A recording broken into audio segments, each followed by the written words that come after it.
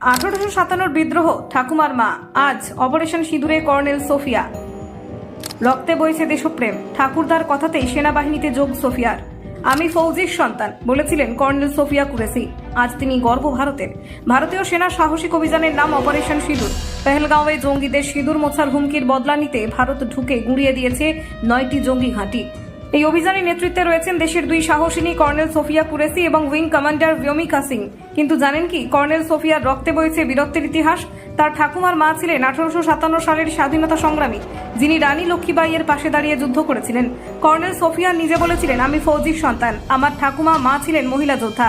গুজরাটের মেয়ে সোফিয়া ছোট থেকেই সেনাবাহিনীতে যোগ দিতে চেয়েছিলেন। বলতেন, সায়েন্টিস্ট হয়ে DRDOর মাধ্যমে সেনায় ঢুকবো, না হলে পুলিশে যোগ দেওয়ার পরিকল্পনা ছিল, কিন্তু সেনাবাহিনী ছিল তার একমাত্র পছন্দ।